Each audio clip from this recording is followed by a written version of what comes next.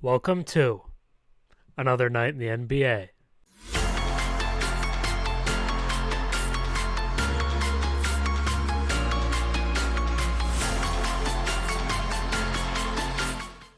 This is your 10-minute recap of the last night of NBA hoops, and the main topic of the night is the Battle of LA, Lakers versus Clippers. The Clippers have kind of always been the little brother in LA. The Lakers, 17 titles, some of the best players of all time, great players in every generation, from George Mikan to Jerry West to Elgin Baylor. You got Kareem and Magic, Kobe and Shaq, and then you got LeBron, arguably the greatest player of all time, playing for LA right now. If you're looking at the Clippers, who's their best player ever? Bob McAdoo, Chris Paul, something like that. It's just not the same. They've never won a title themselves. They've never been to the NBA Finals. But over the last few years, things have changed. The Clippers have won almost every game against the Lakers since LeBron got to Los Angeles before this season. It was dominance by the Clippers, but that has changed this year. The Lakers, after tonight's game, are now 3-1 versus the Clippers this season, but it didn't look like this game is going to be like that, despite how it's set up. No Paul George, no Ivica Zubac for the Clippers in this game, missing two of their starters. Perk and Zach Lowe are talking about a pregame. Like, this is a game the Lakers should win easily. It shouldn't really be a challenge, but early in the fourth quarter, after this make by Mason Plumlee, the Clippers go up 21 points, 98-77. It looks all but over. There's a tweet by Legion Hoops, who's supposed to be news, is talking about it. It looks like the Lakers don't even want to make the playoffs. They don't want to win. But after that, the Lakers spark the greatest fourth quarter comeback of LeBron's career. Down 21 points in the fourth quarter. The Lakers looked dead. I don't know if there's any other way to put it besides the Lakers looking dead. The game is not ever over until it's double zeros, which we see up there. So we just kept fighting, kept getting defensive stops, made some shots. But they go on a dominant run to win this game by 4 points, 116-112, and LeBron has 19 of his 34 points in the fourth quarter, cementing this as the greatest comeback of his career. It's the largest fourth quarter comeback by a LeBron team ever. It's one of the largest comebacks in Lakers history, and one of the most impressive things you'll see all year. But now I just want to take a minute to show you these shots, every single shot made by LeBron James in this epic fourth quarter comeback.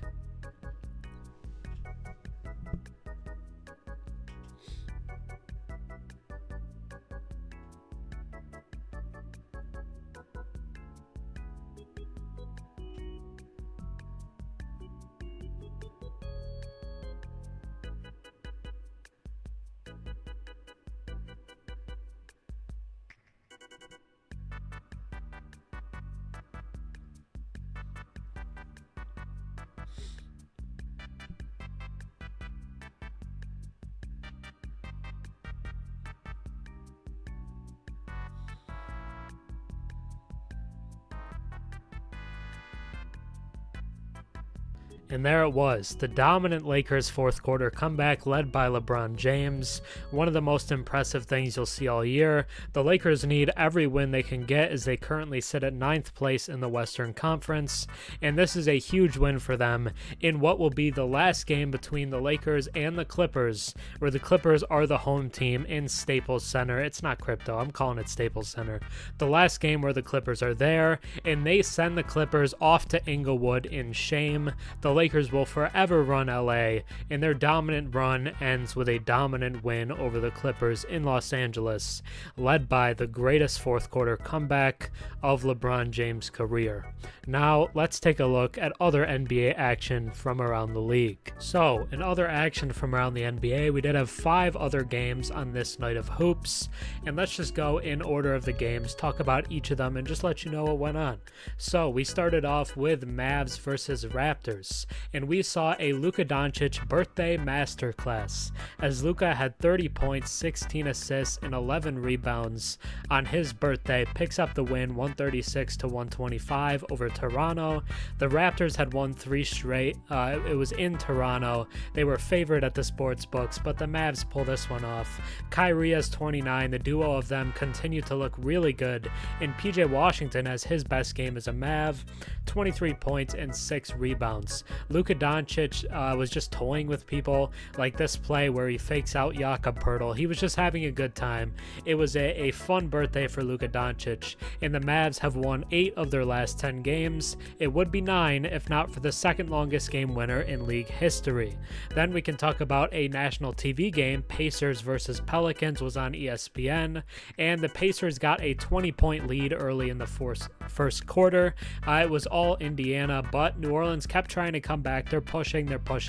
In the fourth quarter, late in the fourth quarter, they cut the lead to just 3 points, but then Tyrese Halliburton takes over, a few quick assists and a couple baskets, and the Pacers win this one 123-114 in Indiana.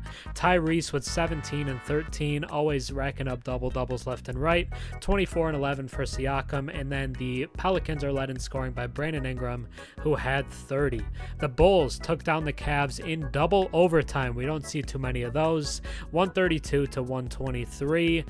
It was not a great game for Cleveland, who you would have thought would want to win this one pretty easily, but Max Strus and Donovan Mitchell both not as good as they were the night before against Dallas, and Chicago gets 35 and 10 from DeMar DeRozan, but it's really the Twin Towers in this one for Chicago, as Andre Drummond has 17 points and 26 rebounds. Yes, 26. And Nikola Vucevic has 24 points, 13 rebounds, and 5 assists. It might be the best big man duo in the league. It's probably Towns and Gobert, but Drummond and Vucevic, really underrated, have both been pretty good this season, especially Andre Drummond, like drastically outplaying his contract right now. Second to last game of the night, we have Timberwolves versus Grizzlies. No Karl-Anthony Towns for Minnesota, but they pick up the win anyway, 110-101. Sorry, Towns did play. He didn't play the night before. That's my bad. But Towns plays in this one, but not super great. 13 and 11 on 39% shooting for Cat. Then Anthony Edwards, 34 points, 19 for Naz Reid. Solid game for Minnesota against a Grizzlies team that's struggling after being a little feisty for a while. They do get 33 and 13 from Jaren Jackson Jr., but pretty much no one else on this Grizzlies team really played all that well. And then in the last game of the night, Nuggets versus Kings. The Kings had won 3 straight against Denver. We're 3-0 in the season series so far, but the Nuggets weren't going to let that slide, especially with no De'Aaron Fox.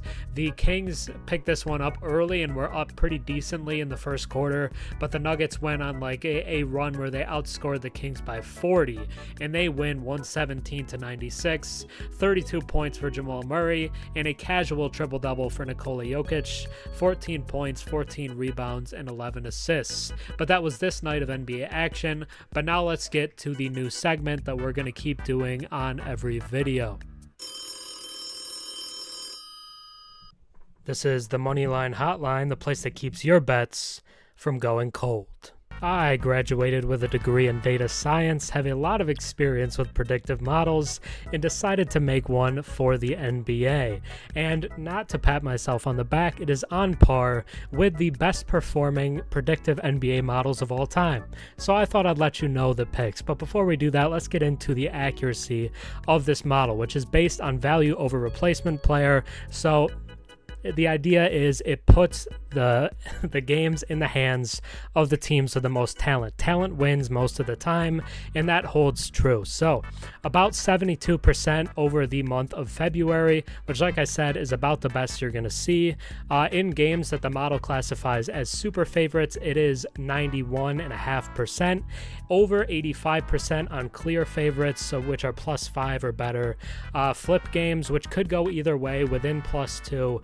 really should be about 50%. It's predicting it almost 65%, and underdog games that it does predict, when it predicts underdogs to win, are hitting it almost 60%. So I thought I'd let you guys know the accuracy before we get into the picks themselves. And now let's just get into the picks. So recap of yesterday, the best bet did hit. Mavs won over Raptors pretty easily.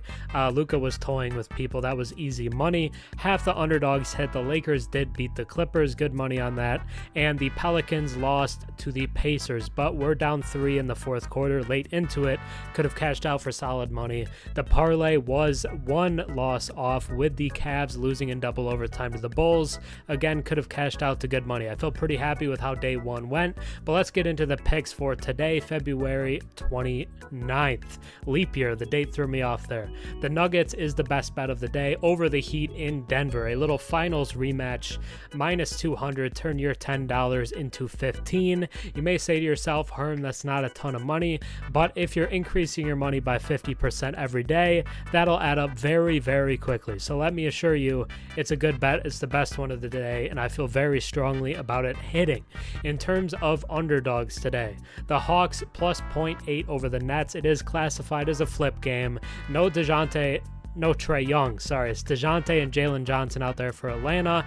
They have won 2 straight without Trae, and I think they're still going to win this one despite it being in Brooklyn. Plus 108, turn your $10 into basically 21. And the Knicks and Warriors are classified as an even matchup. If it's in the home team's place, go with the home team. So the Knicks, they're home, even odds. I would say the Knicks are a good bet if Jalen Brunson plays.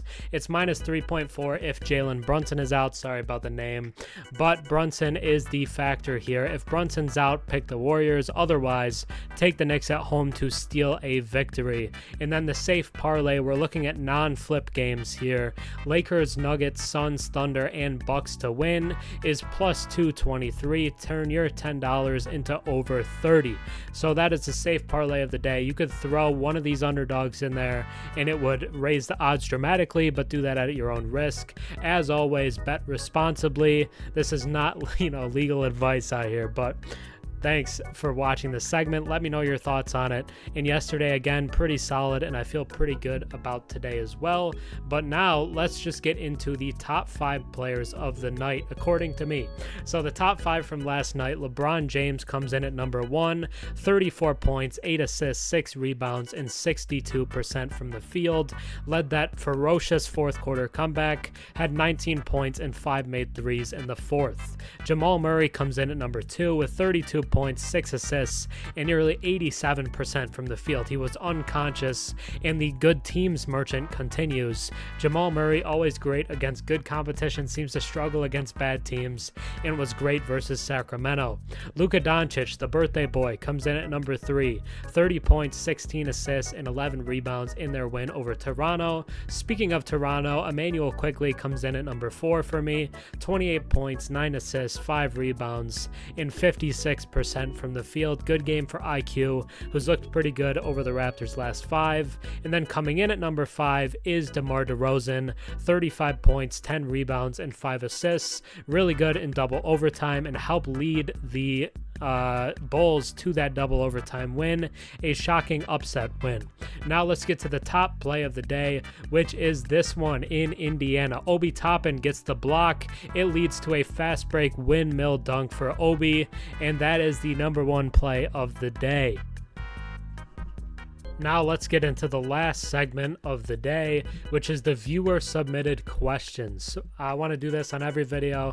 I'm going to drop a pinned comment on each video asking for questions for the next one. You will get shouted out just like this one. But today's question comes from Donald Jones 9830, who asks, my question for your video is what or who is the worst problem in the NBA right now? Adam Silver or the poor refereeing problem? We can talk about this. I don't think Adam Silver is a problem. I actually really like Adam Silver. I think he's done a great job. I think a lot of the stuff that he's added has been very beneficial, including the play-in game. I really like the play-in game. It's pretty much a success among anyone that you ask. I think the in-season tournament was also a cool idea. I like that he went back to East versus West in the All-Star. He tried to incentivize it to be better. I think Adam Silver gets kind of the raw end of the stick where a lot of stuff gets blamed on him, but Adam Silver I think is a pretty good commissioner and is one of the better ones in sports right now. So to me, the bigger problem is obviously the refereeing problem, which can be summed up by two plays by the New York Knicks. The one from the other night where it was a no call where Josh Hart, I think it was DiVincenzo actually. I think Dante DiVincenzo football tackles. It's like a hit stick on Asar Thompson, knocks the ball loose, no call, the Knicks score, and they win over the Pistons because there was no foul called. It was the most obvious foul I've maybe seen all season long. Wasn't called. I've seen Knicks fans try to say he's going for the ball, which is ridiculous. Even if you are going for the ball, I think Asar had it. But even if you're going for the ball, you can't just dive into players. That's not allowed. It's a foul, no matter what. It's a loose ball foul, if not just a foul in general.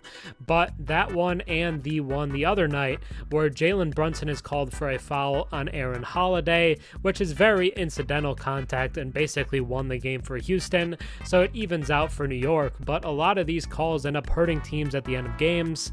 I think the calls have been a little worse than usual, and the refereeing needs to get better. The technical stuff is out of control. It's a complete abuse of power for technicals to be called all the time. It takes a lot of the fun out of the game, and the refereeing problem is definitely worse to me than the Adam Silver problem. But don't forget to drop your comment to be featured in the next video. That's going to be it for me today, guys. I hope you enjoyed. I love the daily recaps. I hope you do too. So support them, share them, comment down below, give it a like, and think about subscribing. I'm on the road to 13,000. Hopefully you enjoyed. That's going to be it for me today. Have a good one. Peace.